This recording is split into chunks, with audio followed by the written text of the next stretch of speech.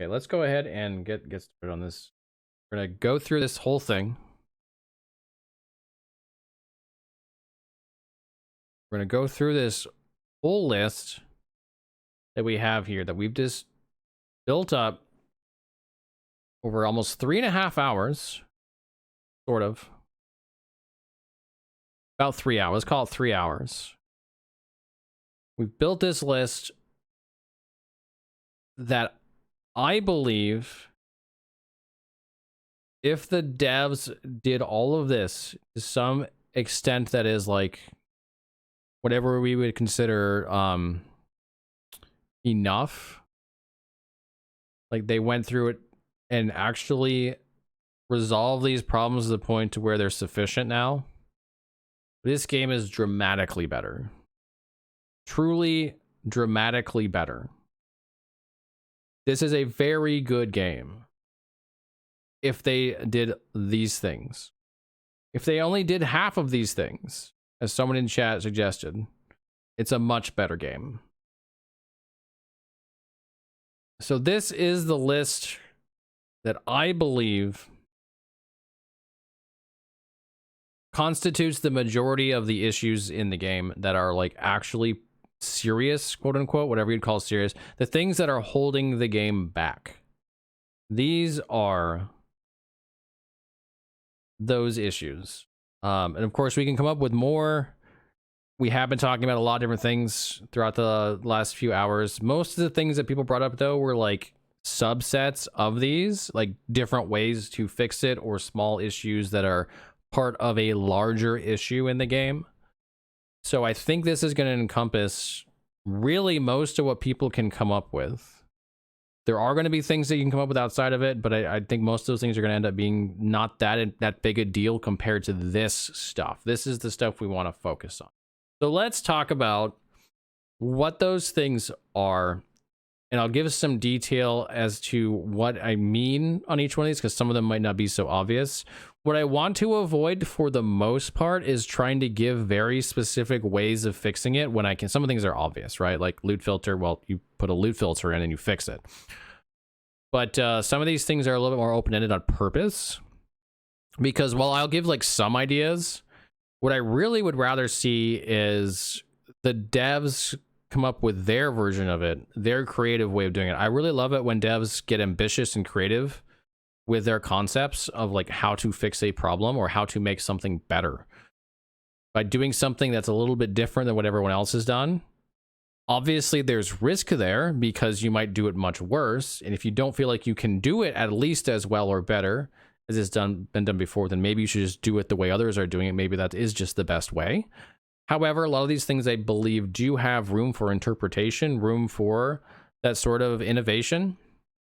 And so instead of like saying, Blizzard, do this way, I'd rather present a list of things that need to be improved upon, and then should they agree, if they even ever watch this video, they probably never watch this video, but should they watch this video and agree, they can figure out exactly how they want to do it. Of course, if they ever wanted to know my feelings on or opinions of how to actually fix it, I would be happy to offer that, but that's not what we're doing here. We just want to present the things that would fix, quote unquote, Diablo 4 were they themselves fixed. So let's start with the bugs. And this is not in any order of like importance here. This is not like bugs are the most important, although you could definitely make an argument that they are. This is just the different sections, you know, the different subjects that are important and need to be addressed. So bugs is first, and one that has been particularly bothersome to me.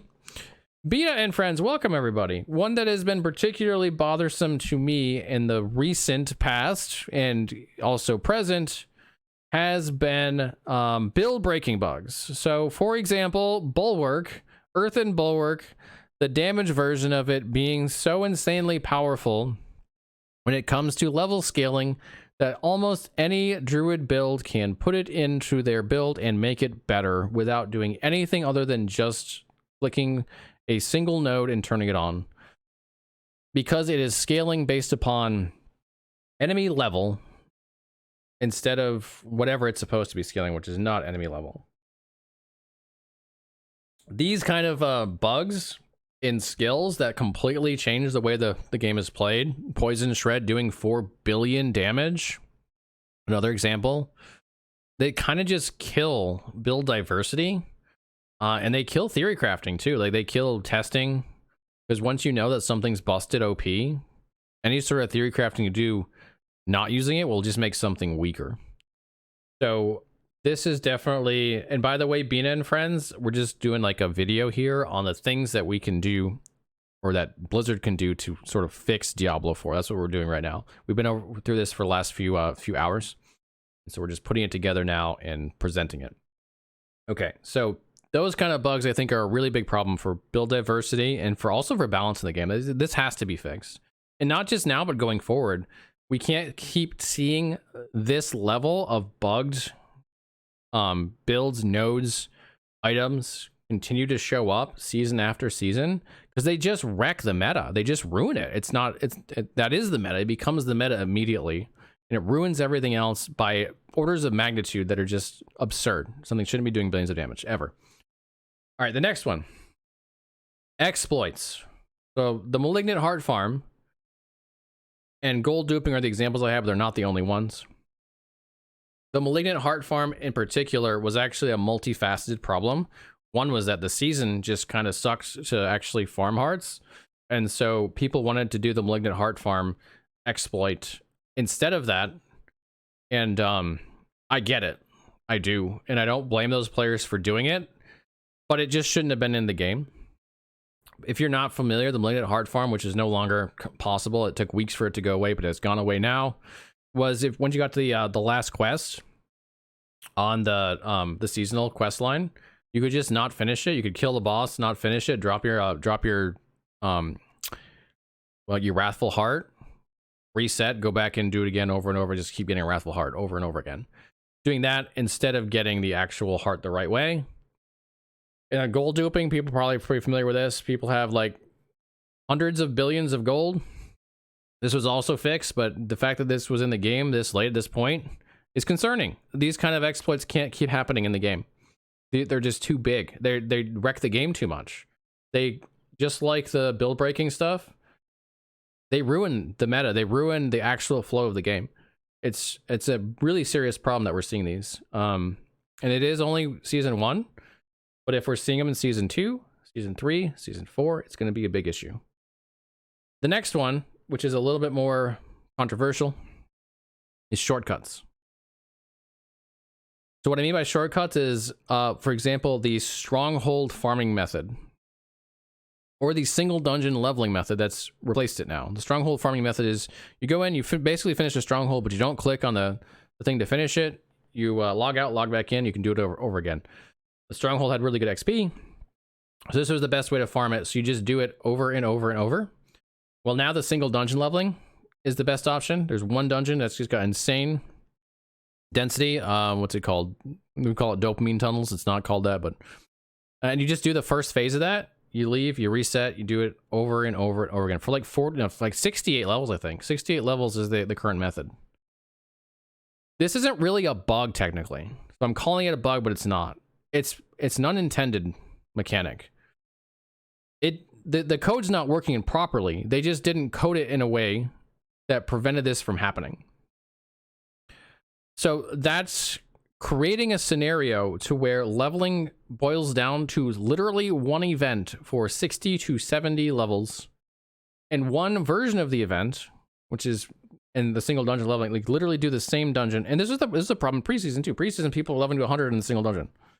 That is not a good way to promote diversity and fun in your game by having these kind of shortcuts be the meta progression. So while these are not technically bugs, they are clearly unintended, and they should not be the meta way of doing anything. The meta way should always be a variety of content.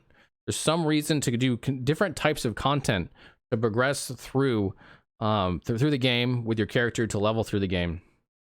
And these are ruining any sense of variety that might exist in the game, which is already kind of harmed for reasons we'll talk about later. But they need to put a stop to this stuff. Next up is another one that's been a really annoying thing for me, is accurate tooltips. The tooltips being wrong so often makes it really hard to know what to actually use or to do or how anything's going to work, and causes us to spend a whole lot of time testing things and causes a ton of misinformation as players are told the wrong thing or something works the wrong way because that's what the tooltip tells them. One of my favorite examples recently on this is with Envenom. The Envenom tooltip used to say, Venom, by the way, says when you do poison damage, or when an enemy is poisoned, excuse me, as a druid, you get X% critical strike damage, or damage when you critically strike. That is multiplicative. So it is a multiplier on your damage. It's not additive to your critical strike damage. It used to have an X in the tooltip, which made it a multiplier. Like that, it said what it was doing. It was actually correct. 2-3 patches ago, they changed it to be a plus. It's still multiplicative. So the tooltip is now wrong. And Avian Wrath, which is a increased critical strike damage in the boon system, has an X, multiplicative. It's additive. Why are these wrong? Why are we fixing them to be wrong from right? Like this should not be that hard to get right. Like it shouldn't be that hard to know whether or not Envenom is multiplicative or additive and make sure it says an X or a plus based upon what it is. These kind of tooltips are really problematic. They just make it so hard to do any testing or to make sure that your build is doing what's supposed to be. Especially in a game that wants to be casual, having tooltips that are inaccurate is seriously problematic. It makes it just so hard to know what you're supposed to do. Okay, next up, season breaking bugs, which kind of relates a little bit to the other stuff. Accurate tooltips, build breaking stuff, like kind of relates to this stuff. So you add new stuff into the season, right? It's pretty cool. You get this barber thing, this new malignant heart. And it says, all right, we're going to absorb the damage and then we're going to blow it up at a certain period of time. And we're going to multiply that damage based upon a certain thing. Seems pretty straightforward, right? Insanely not straightforward. I've spent so much time testing this stupid thing this season that I think it single-handedly burnt me out. There's so many, I had to test every single mechanic to see if it worked under the absorption stage. Test to see if exploit's doing what it's supposed to be doing. If critical strikes are actually proccing the things they're supposed to proc. If lucky hit matters. Oh my god, the list goes on. What is it doing when you're in a group? Well, not what it's supposed to be doing because it's absorbing everyone's damage. Is it giving it all to the one player, or is it not giving as much damage as it's supposed to be? This thing was so insanely bugged, I do not know how it got released. If there is ever an argument for a PTR in this game, the barber can be like, that's like number one, and then you don't need anything else. You could just have the barber getting into the game in its state be your argument for needing a PTR, and you don't need anything else. That's how bad it was. This never should have been released in its state. These kind of things got to get cleaned up. You can't have this happen season after season after season, where every time you release something, it's bringing in, one item is bringing in like 25 bugs. It can't happen, guys. It can't. This quality control stuff has to get much better, whether it be through a PTR or through internal mechanisms of quality control. This game has too much money and too much development resources on it to be having this level of bugs. It just does. We need to get this, and it gets season 1. We'll give them slack for sure that it's still early in development cycle, but season 2 is now we're starting into a whole new ball game. Like you gotta have this stuff really start to get cleaned up. Yeah, okay. I'm going to move on from that. Let's go on to quality of life. This is going to be like probably one of the least controversial sections, I'm imagining. Like most people are going to agree with just about everything in here. And there's a lot of asterisks in here too. The asterisks just mean that the Blizzard devs have addressed this at some point verbally or through text, and made some sort of statement about fixing it. Something sufficiently about fixing it. Like not just like address that they've seen the feedback, but actually that they're going to do something about it. So we'll start with stash tabs. Obviously, we've gotten plenty of feedback on this. Some of that maybe not feedback, but plenty from the devs on the feedback we've given them. Some of it they probably regret giving us, but I personally am glad they did. I'm glad they were honest about this. We know the issues with stash tabs. They gave us one stash tab in the last patch. And they've also made it clear what the issue is, that the stash tabs get loaded in from every character that you pass. So when you like go into like a town hub, there's a bunch of people there, you load all their stash tabs. It's silly, yes, but it is clearly a problem that they have, and they need to address it to add more stash tabs. This goes as an asterisk though, because they've addressed it. They need to fix this problem, and they've given us some more. So I'm assuming this is going to eventually be at a point that is fairly sufficient. But it still needs it, right? It's not. We're not there yet. It's definitely better with the additional stash tab. It definitely helps, but we need more. We need more than what we've got so far. You know what? I've actually not. I just right now realized we should also have on here. I'm gonna add it right now. No one talked about this. Character slots. This is gonna be a big issue. I have only 10 character slots in the future. Right now, it's like not that big a deal. But give this 3, 4, 5 seasons, and that's gonna be a pretty substantial problem. So we need more character slots. 10's just not enough. Next up, loot filter. This is something else they've kind of addressed. They haven't said they're going to do a loot filter specifically, but they recognize that there's a problem with loot on the ground and how we interact with it. It should be a loot filter. I'm just going to say it should be a loot filter. It should not be any other system. There's no other system that's going to do it as well as a loot filter. We need a loot filter in Diablo 4, and we need it tomorrow.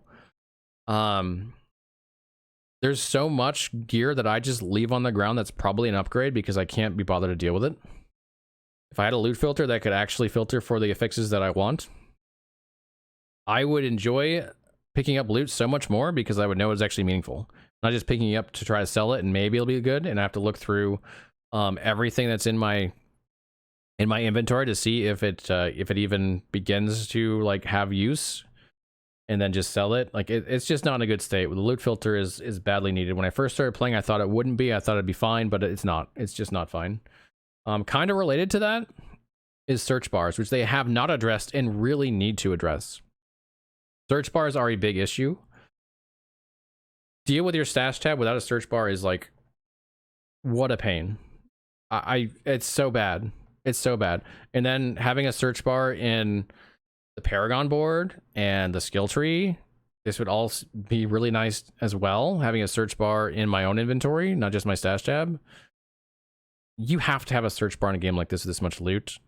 D3 got away with it because they had unique pictures for like everything.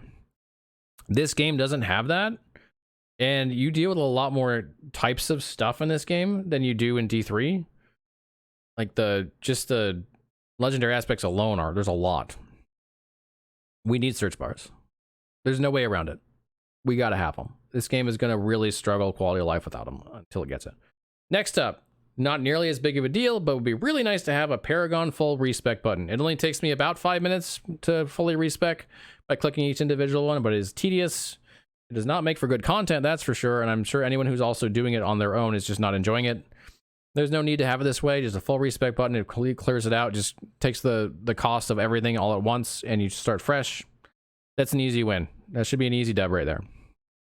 The next one is a little bit harder to address, I'd say. The aspect system, the codex, the aspect, we'll put those together. Codex and the aspect system.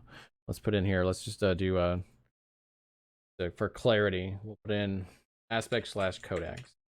So this ties into the lack of search bars, but it also ties into loot chase and itemization. It's kind of all there, and we're probably going to talk about it again. We're definitely going to talk about it in a loot chase.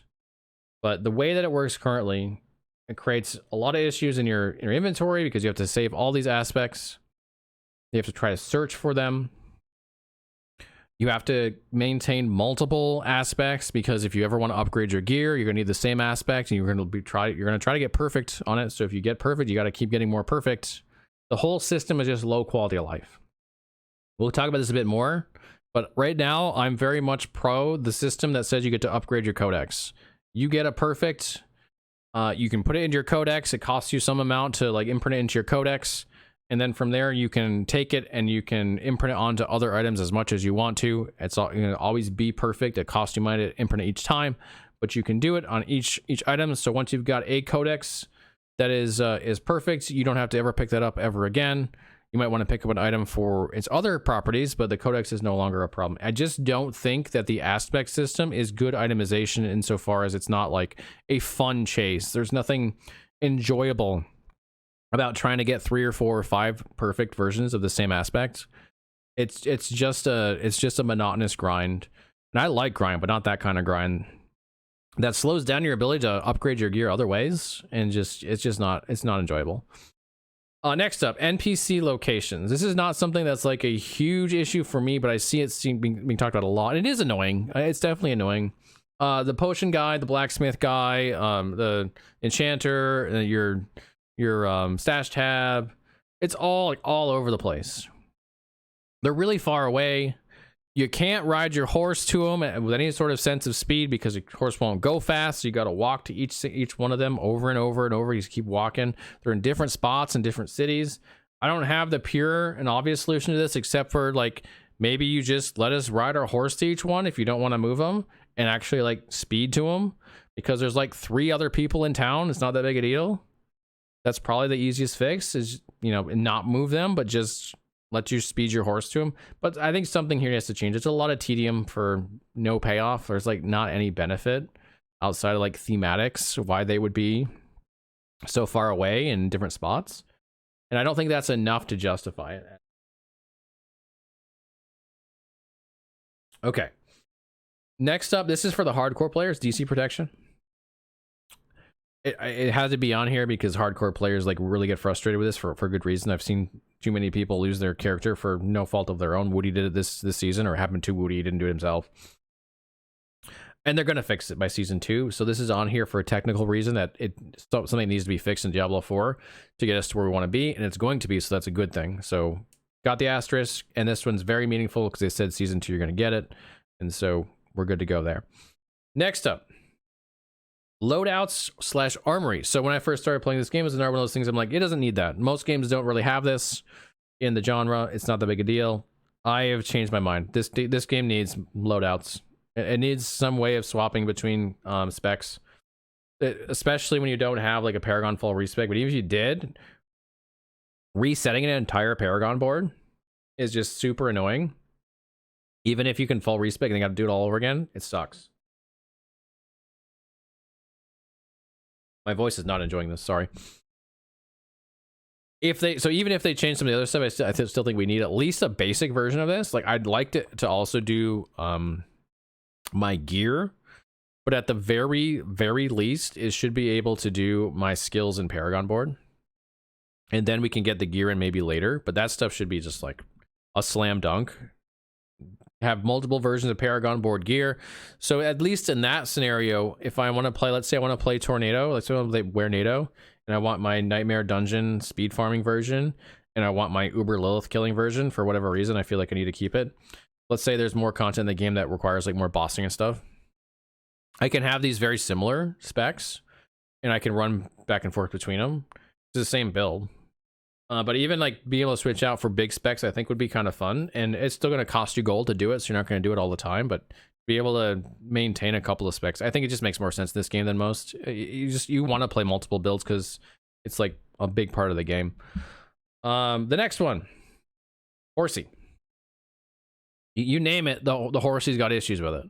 Runs into stuff, gets stuck on things. The sprint is kind of clunky. Can't sprint in town. Can't go through barriers. Now, this also has been addressed, and they are planning fixes for this. So hopefully there's enough and they're sufficient. But this is definitely good. It'll make the game better. The cooldown is ridiculous. I don't know why the cooldown's like it is. So hopefully season 2, this is a good fix, and the Horsey's just better. Status effect visual text is like another one of those slam dunk. I don't know why I'm not just getting this done. I do not need to see 300 vulnerable texts on my screen every half second. It does nothing for me to see that. I can see their purple bar. I do not need to see that they are vulnerable in text form It is a waste of space. It's clutter. It makes no sense at all. Please just let me remove it. Just give me an option to remove status effect visual text. Please. Please let me do that. The game looks so much better. This is a game about being pretty. Why are we cluttering it with crappy status effect visual text that I don't ever need because there's other ways of seeing it? It's such an easy win. Crowd control has already been addressed as well. They realize that you don't like to be stunned or crowd controlled for 20 seconds at a time.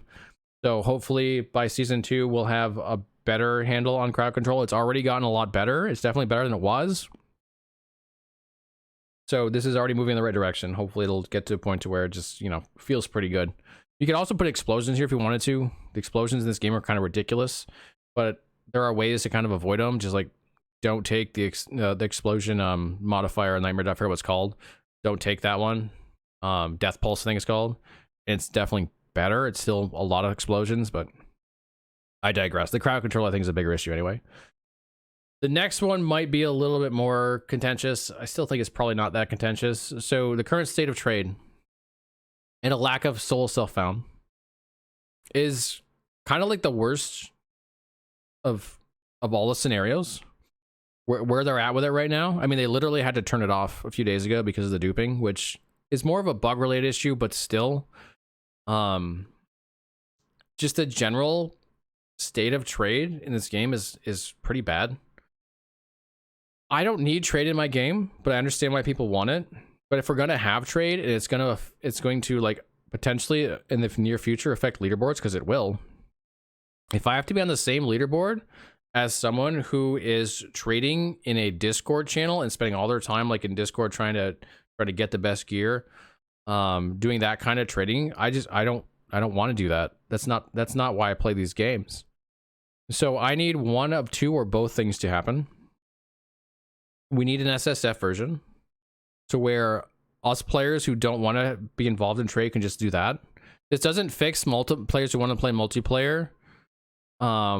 And not being a trade environment, like they're still kind of screwed, but at least this is a step in the right direction. This is, the minimum standard right now for the genre is that you have an SSF system if you have a trade system. This is minimum standard. And so we at least get that. And then I would also like to see them do trade quality of life. It doesn't have to be an auction house, but like the system as it is right now is pretty bad. This is worse than PoE, which is saying something. So I would like to see them. You either need to lean into trade and like make it a part of your game, or you need to remove it. You can't be in this frankly half-ass version that they're in now. It's just not good for anybody. So make a decision on that, Blizzard. Do an SSF trade split, make trade a lot better. Remove it all together. Just don't leave it like it is. Okay, Renown obviously has gotten a lot better. You have to do it like what, once? Twice right now, depending on if you play hardcore and softcore per season. So this is not a huge issue, but the fact is that Renown is about the most it's about the most monotonous grind you could come up with in a video game. There's nothing fun about doing a Renown grind. It's trying to force you into content that wasn't very well designed and is not very fun. I get it for diversity's sake, but this is not how to handle diversity. We're going to talk about diversity in a bit of content, but this is not how to handle that. It's not force you to do systems that aren't good. It's make those systems good. And so this is like a huge band-aid that's not, it should not need to be in the game anymore. You could delete Renown, and I think the game would be better off for it, for the most part. I don't know. It's just, Renown is just in a bad state. It's in a better state than it was, but it's still not a good game mechanic.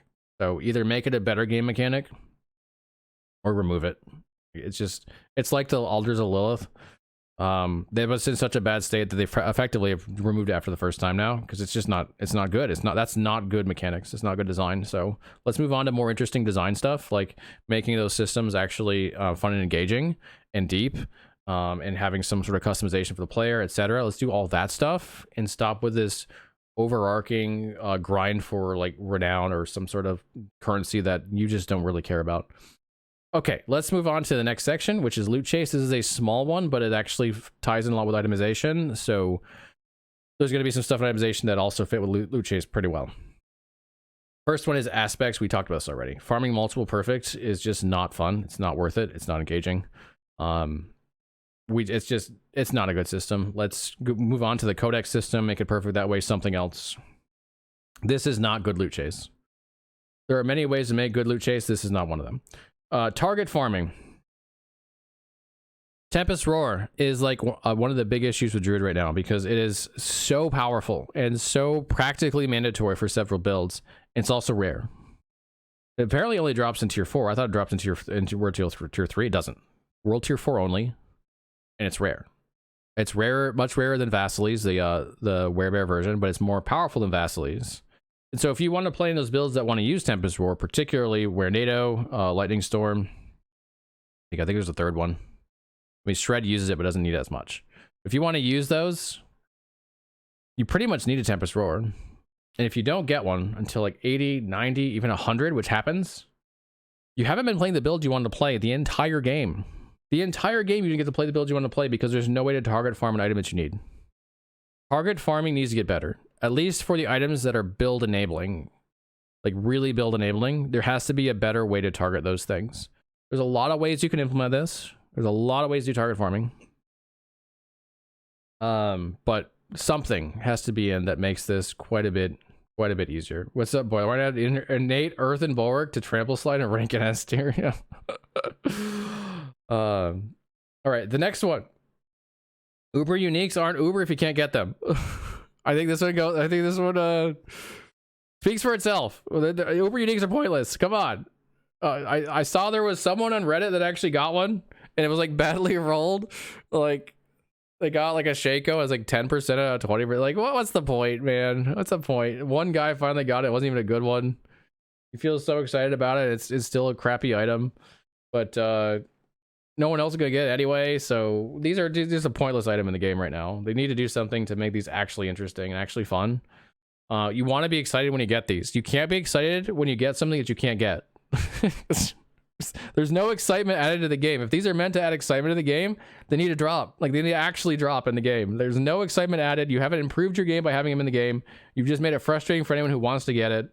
I have literally seen news articles, I've seen media outlets who've made guides for uber unique farming. This is what you've done. All you've done is create frustration as media outlets that don't know how the game actually works create guides to uber unique farm for players who will never ever see those items because they don't actually exist in the game.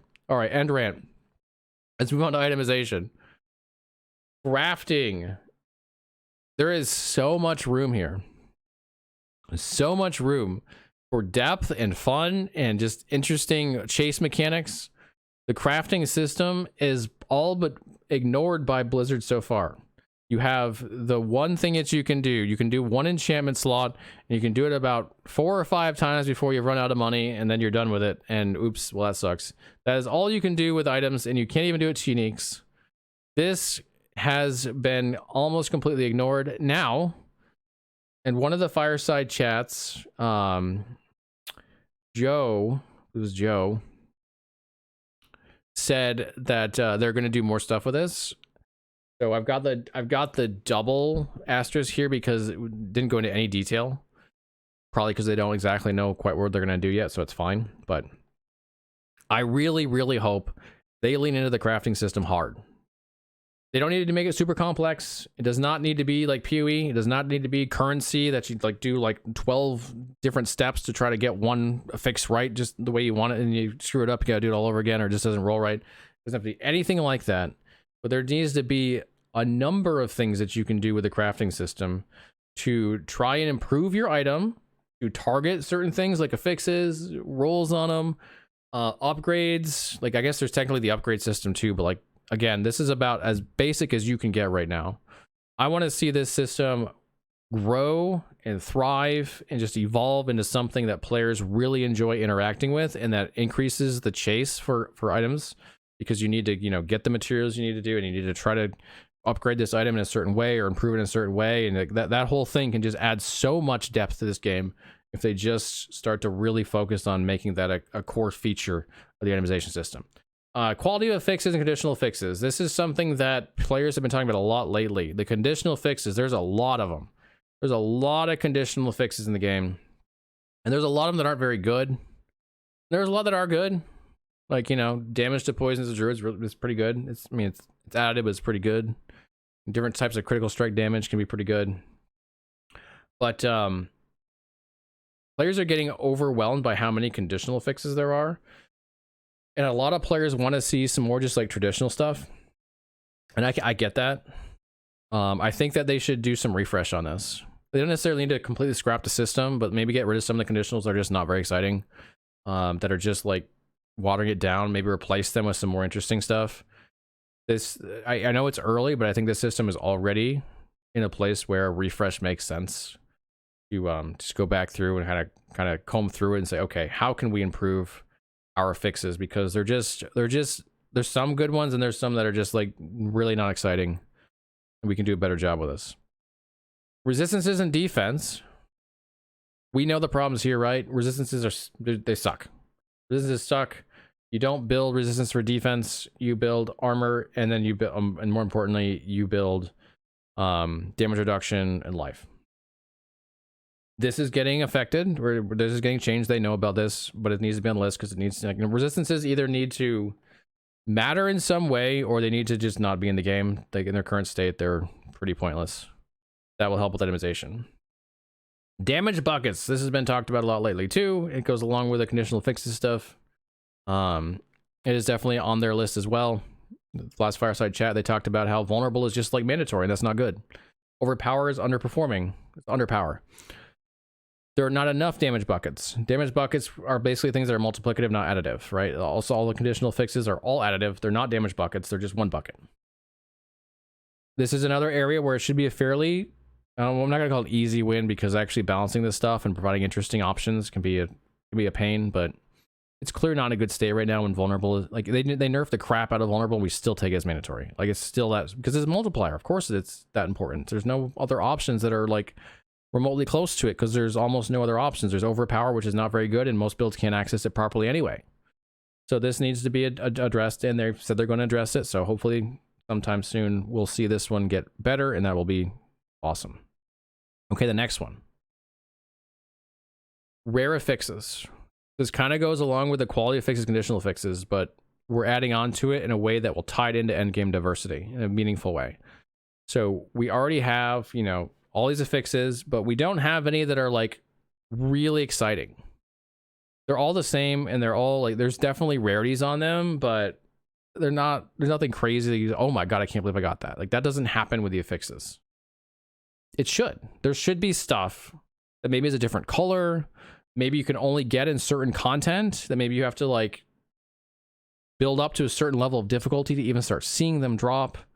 You know, the first thing that comes to mind is Exalteds in Last Epoch. If you ever played that game, you get purples that roll a higher tier. It doesn't have to be that. It could be literally new affixes that don't show up in any other form. Like, they just show up in this content or at this level of difficulty, and they're not accessible until you get to that point.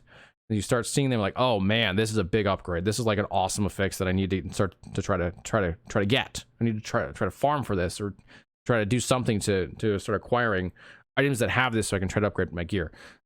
This would add a lot of diversity to the itemization and the affix system if, like, it wasn't all just the same stuff constantly. Especially given that, like, you know, some of that low tier affix stuff is just like really boring until you get till later anyway. It's just probably another issue we should talk about, is how like you don't care about affixes until a certain point. But anyway, rare affixes would add even more chase to it. I'd like to see something done with that. Or at least something just to add affix diversity, and also diversity in the endgame content with affixes, whether it be rare affixes or some system that does the similar job. Removing affix breakpoints. I don't hear this talked about very often, but I think the affix breakpoints is a really, it's a system that depresses the value of actually improving your gear item level wise. Like, you get even a 700 item level item, and you upgrade it to 725, and it rolls amazing affixes on it outside of your weapons. You don't care about an 820 anymore. You're almost certainly not going to get an 820 that has the same affixes And even if you do, you can only get as good. Like if you rolled a perfect 725, you could never improve it at 820. You could not get it better on the affixes. They could only roll as good, never better. That's crazy. That's crazy. That shouldn't be happening. All you can do is improve the implicits, like the armor or the resistances on your rings, or your amulets. That's it. Why is that a thing? Why are you like actually preventing me from wanting to improve my gear to a higher item level? So either they need to remove the breakpoints and just give it a smooth curve, or they need to add more breakpoints, at least one more, but probably more than that, so that there is a reason for me to go from 725 to 820 and actually feel like it's a significant upgrade. It should always be that if I have the same exact affixes and the same exact item otherwise, and the item level is the only difference, there should at least be potential that the 820 is better. It should be able to roll higher. Okay, and the last thing on itemization is uniques can't be modified at all. And this makes the unique chase, which is barely a chase because you can't target farm anyway, we talked about this already, really, really bland. You get a unique, and either it rolled well or it didn't, and if it did, then you just do your upgrades, and you put your gem on it, you slap it on, you go. There is nothing else you could possibly do to that unique to improve it further, which is different than rares / legendaries. Rares, you can put a legendary aspect on, and then you can re-roll one of the affixes. This is still very basic. It's not super exciting, but it gives you something to chase for after the item is dropped. Again, that system has a lot of issues. Yes, the gold cost is crazy. It's ridiculous. It can ruin the ability to actually make the item that you want. All those things are true, but they're independent of this problem that uniques could never access that system even if it was perfect. So you get a unique and you do nothing with it other than it either rolled well or it didn't roll well. I would love to see at least something on the crafting side trickle into the unique modifications. So for example, if it's the same crafting system as we have now, it doesn't change at all, then we should be able to enchant one of those fixed slots. Now, does this cause balancing issues for Blizzard? Absolutely. They'd have to look at this pretty hard and make sure that the uniques that they have that they could roll on don't get out of hand, because you get like an amazing additional fix on it. But I actually don't think it'll be like too bad. I can't think of anything that'd be like completely uber busted that's not already busted if you do this.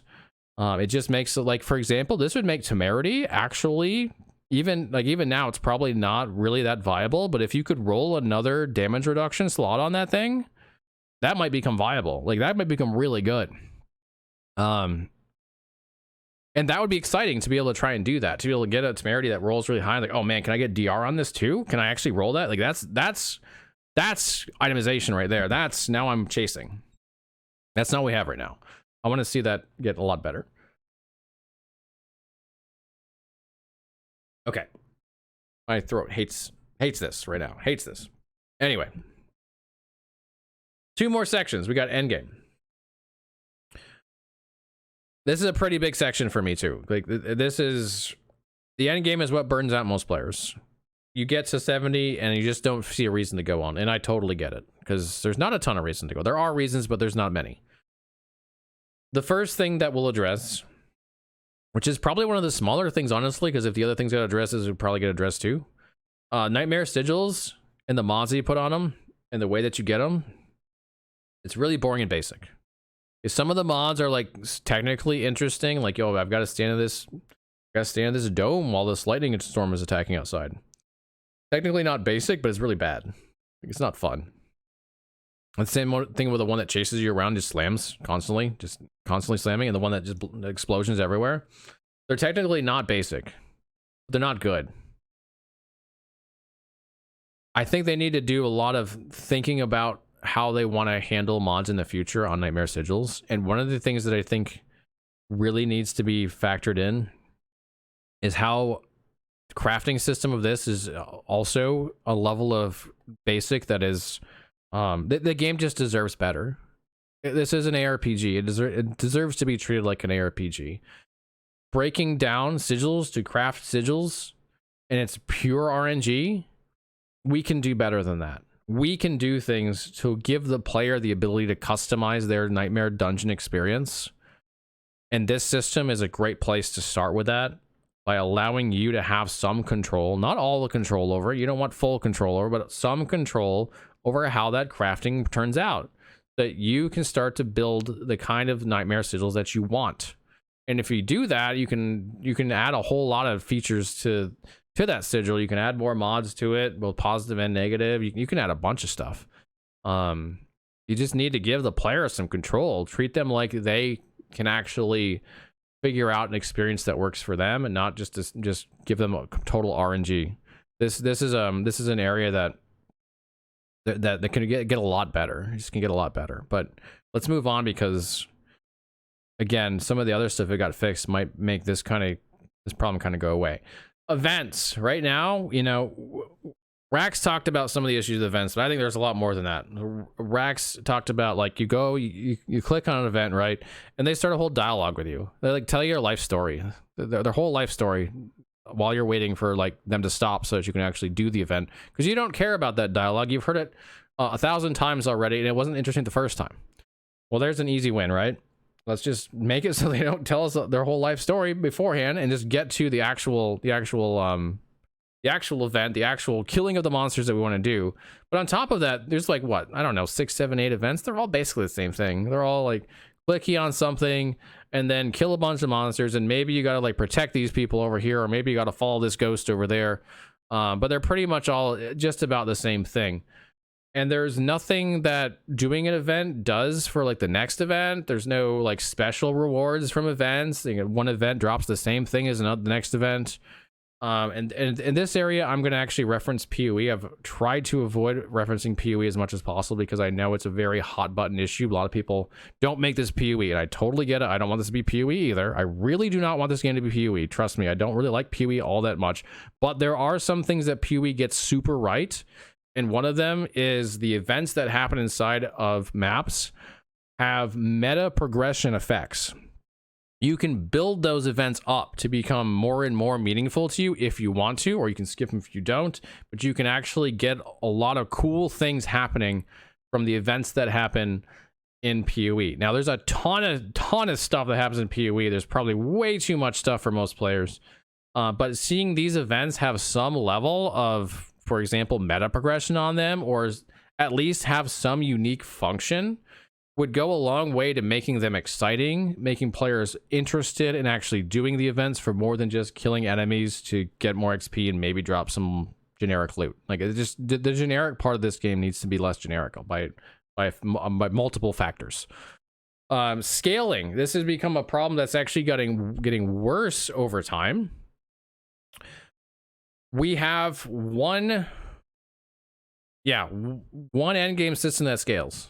And it scales less than it used to, but it scales, right? Nightmare dungeons get harder the higher tiers you go. Nothing else does anymore. Nothing else really ever did. But now it scales sometimes less. So the overworld scales less than it used to. Like you're in the open world and you're like, oh wow, this stuff's getting really easy, because you can't actually make it harder because it lags behind you 5 levels now. Hell tides are always 3 levels ahead of you. That might sound hard until you realize that people, after a certain point, are doing nightmare dungeons that are like 30, 40 levels above them. What is 3 levels going to do? And they're doing them with affixes on them, with difficult affixes in some cases.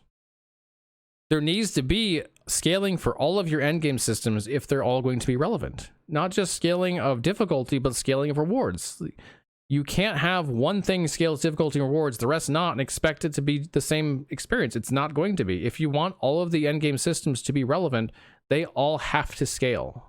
Whether it be somehow like automatic, which I don't recommend, or some sort of customization that the player can do, like Nightmare Dungeons. You customize your experience in Nightmare Dungeons. There might not be a lot of it, but you have control over what tier it is and which affixes you choose to actually run, and which dungeons you choose to run. Like, at some extent, you might run out of enough materials to craft them and you get stuck with what you don't want to do.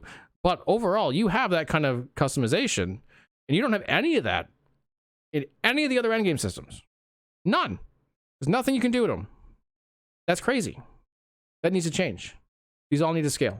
They might not need to scale the same way. Like you don't need a sigil for each one of them and like that. but they have to have some way the player can be like, okay, you know what, this is too easy and not rewarding enough. Let me make it harder and more rewarding now so that I can enjoy this content at a similar level to the other content, because this is what I want to do right now. That's a slam dunk for me. Going along with that, challenging content. Our content's getting less challenging, not more, with the exception of Lilith, who's like this effectively pretty much the same. I think even she got nerfed a bit. Nightmare Dungeons got nerfed. They're still pretty challenging for most players. It's still not like a huge issue. But, you know, there's certain builds that can just annihilate tier 100 now. Helltide's never challenging once you get past like level 70. Now, not even remotely challenging, just like an absolute cakewalk. Overworld in general, absolute cakewalk.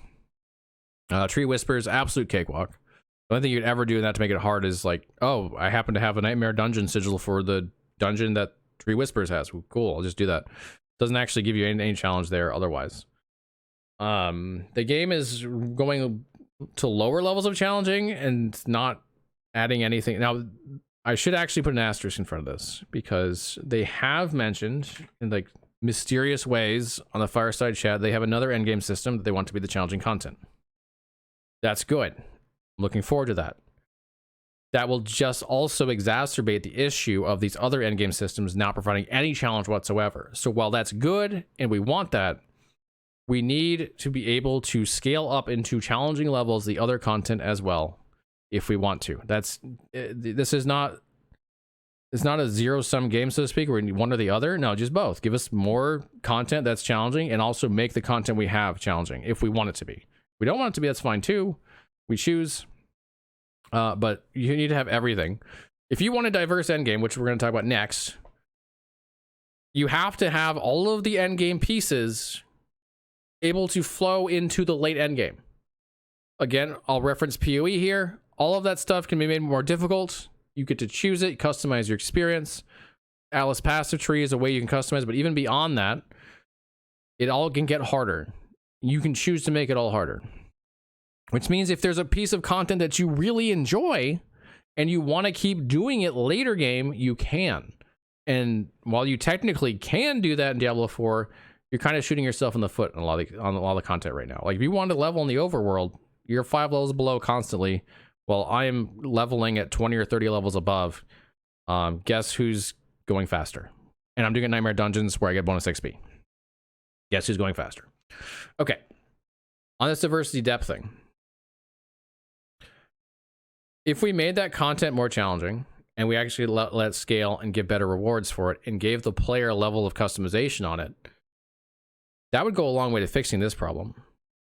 So the open world getting nerfed to hell has harmed what was already a relatively lacking endgame as far as diversity goes. So bringing those systems up would go a long way. This doesn't have to be additional systems, although it can be. You know, you can do it through additional systems. You got this other whatever challenging system that they're working on. But why don't we make the bosses, the world bosses? Why don't we make those relevant? Why don't we make Helltide actually do cool things? We can add depth here too. Why don't we have like ways to summon things with like you farm materials and you summon things, and those things can do cool things and like give you like additional content, additional drops you couldn't get before. Like there's a million ways to make this game deeper and give it more diversity. Strongholds are cool content that doesn't ever go into endgame. Why not? Why can't we make strongholds cool endgame content with scaling and all kinds of stuff? There's so many ways to add to this game. But the big thing is that nothing right now really provides depth. And part of the problem of depth that we're lacking is the next section, which is meta progression. How do you meta progress in this game? Like the closest I think you get is like Nightmare Dungeon sigil keys. And like I guess the Paragon board could be considered meta progression. I think it's more just like character progression. There's not meta progression in this game, like really at all. There's no way to like supercharge different parts of your content and customize them into the experience that you actually want. And it's not just PoE that does this. Last Epoch is another game that does meta progression relatively well. It's still not perfect, but it does it relatively well. You can scale up your corruption and your monolith In your monolith section, you can get to more difficult parts of the dungeon. You can farm blessings. You can kill additional bosses. You can make the bosses more challenging. There's a lot of general meta progression in that game that doesn't exist at all in this game, and it could really use it. Like, I just think ARPGs should generally have meta progression as a part of their setup. And by meta progression, I do mean like your end game experience gets customized in a way that allows you to do the things that you want to do, make it more difficult, make it more challenging, but make it more interesting. You know, meta progression can be things like increasing density as you go deeper, but with some control from the player. Like, it doesn't have to be density. This is just an example. Probably the best example of meta progression in any RPG right now is the Atlas passive tree. It's complex, but my god, do you have control over your meta progression? And there's a bunch of different ways. Like, that game has got so much meta progression, it's insane. And again, I know it's probably way too much for most players. You don't have to go nearly to that extent to allow players to feel like they're having a sense of progression within the game that they're experiencing, not just their character. You don't have to do like a lot of crazy stuff, but there needs to be a lot more than there is now, like, because there's none. It's just like, oh, I can do higher tier nightmare dungeons. That's pretty much it. Variety of rewarding content fits this stuff too. Here's an example of where this is failing. Nightmare dungeons are the only way to get to level your glyphs. That's it. And then Hell Tides can offer you a crafting material that now you can get other places too. So you don't even need it for that. There's not like, it's not rewarding really to do Hell Tides like it was anymore. At least it was rewarding before. And then doing the Tree of Whispers is like a really good way to hate yourself. It doesn't, there's no rewarding content there. Doing anything in the overworld in the end game is a really good way to hate yourself. Like, you're just gonna feel like you did nothing. Where's the rewarding? Like, what's my incentive to go do Hell Tides? What's my incentive to go to? I don't like the Tree Whispers, but like, if it's gonna be a part of the end game, I should at least be incentivized to do it. It's not necessarily mandatory. Like, maybe there's multiple ways to get rewarding content, or rewarding rewards from the content. Like, maybe there's multiple ways to get sigils, for example, or not sigils. To level up my my glyphs. Maybe I can do something about leveling glyphs in Helta as an example. It doesn't have to be this, but give me a reason to do all the content you have. Make it challenging and give me a reason to do it. Right now, there's very little reason to do anything outside Nightmare Dungeons. Really, there's very little reason to do it in the end game. And then the last thing I'll talk about is the progression spikes. I'm sure anyone who's done tier 3 and tier 4 has experienced this. Going from tier 2 to tier 3 is a big jump in difficulty. And then all of a sudden it smooths out and it's like easy. And then you get to tier 4 and it does it again. And then it smooths out and it's easy. Let's just smooth out those spikes, because they can really frustrate players. And these are quitting points. These are friction points where people quit. This is where players say, this is not fun anymore. I am really struggling on this and I have to do it. Like, it's not an option for me. This is not the customize your experience scenario. You've got to go into tier 3 and tier 4 to get the things you need. You have to jump into that. This is not fun. I'm quitting. We need to smooth that out so that players feel like they're still progressing as they go through those. Yes, they should have some difficulty jump. Like, you're going into harder content, but it shouldn't feel like you went from I'm dominating this game to I am barely surviving just by clicking one button. That's kind of crazy. All right, let's talk now about the last section I've got here, which is seasons. So I'll go ahead and start with saying this. I was incredibly disappointed this season. Even knowing that it wasn't going to be a big season, like all of the stuff that they said to try to temper our expectations, I still found myself very disappointed. The longer I did it, the more disappointed I got, because there was enough content in there to make a fairly interesting season. Like, it wasn't going to blow the doors off or anything, but if they had just tied things together, they just tied them together and synergized what they had, there could have been so much more to this. So let's go through a couple of examples. We know that hearts have different item levels. They also have different levels, right? They can be a different level of thing from 1 to 5. Why is that random? Why couldn't I upgrade that? Let's say I went and killed Varshan. And then Varshan drops this thing that lets me upgrade one tier of my gem. This is a pretty simple system, right? It's very basic, but still, I'm at least interacting. So I get a good heart, but it's not just the end of it, right? Right now, it's like you get a good heart, good, slot it in, you're done. Why isn't there some sense of me being able to progress that in a way that ties into this content? Killing Varshan right now, pretty meaningless. Like, what does it mean? I killed him. Like, outside of the get your one wrathful in the season, which leads me to, like, what is the season quest even doing? It's not really progressing anything else. It's not giving you more options. It's not making the crafter, like, upgrade. It doesn't, I mean, in a few places it does early in the game, but after that it just stops. Why am I bothering with that? Why isn't that synergized into the other systems? The crafting system is, like, probably the best example because it does very little and doesn't do that well. And because of that, it doesn't really incentivize you to go do any of the other content that the season provides you. Like, you can make the crappy hearts, or you can make a box that might get you the good heart that you want, but it's still random. And it used to be a 3% chance, and thank God it's 10% now. It's so much better now. It's 10%, but it's still a basic system. Like, why isn't there a better way to target the things that I need? Make me farm for it in the content that you have and make it a rewarding experience when I actually get it. Let me upgrade those glyphs. Let me change the sockets for a cost so that I'm not stuck with a ring that I don't want for 4 weeks and an amulet. Yes, this is what happened to me. Stuck with them for 4 weeks. 600s because I couldn't change out the sockets.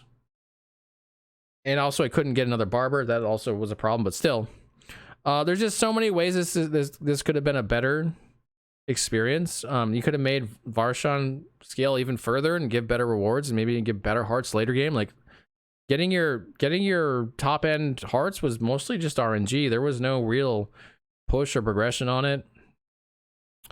Yeah, I spent a lot of time on this, but this really bothered me. It really bothered me that we had all this content in the season that didn't synergize at all.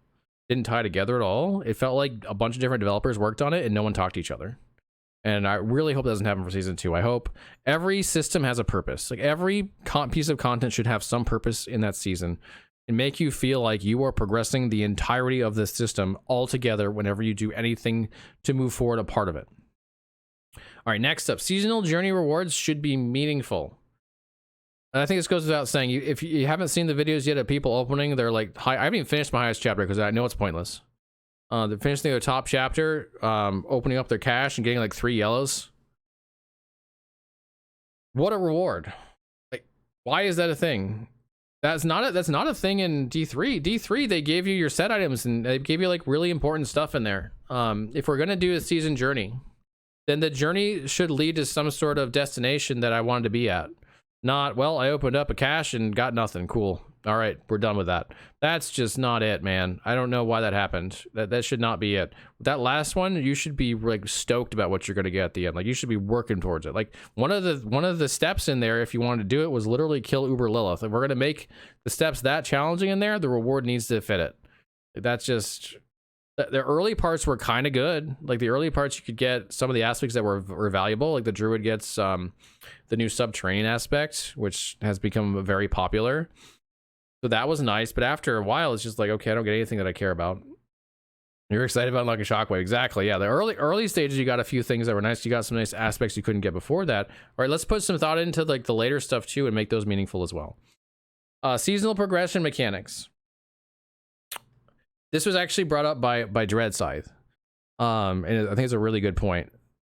We have other ways of, or Blizzard has other ways of improving these seasons that they didn't touch in season 1. Now, that might be because they didn't have time. Absolutely possible.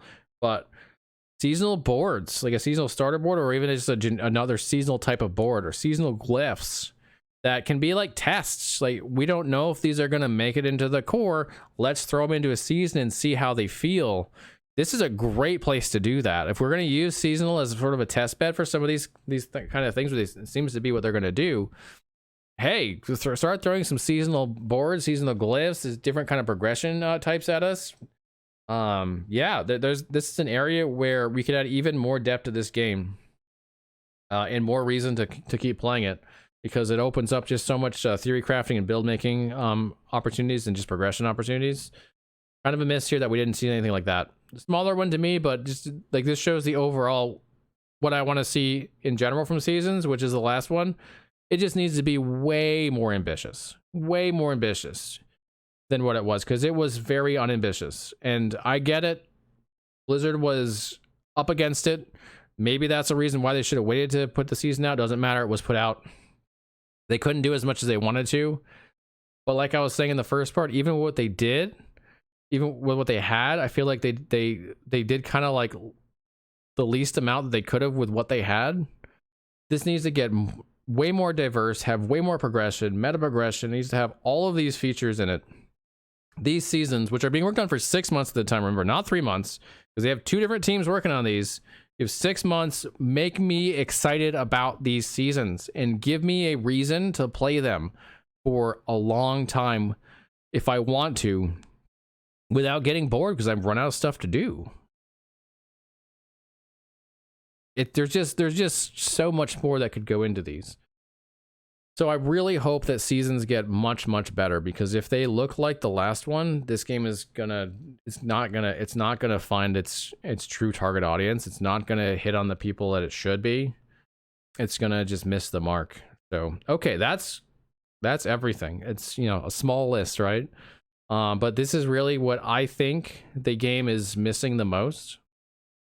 And if they could even do half this stuff by season 2, that would be amazing. I don't expect that. They did a quarter of this stuff by season 2 and acknowledged the rest and started to like make progress on that. In season 3, we're at like half, you know, so on and so forth.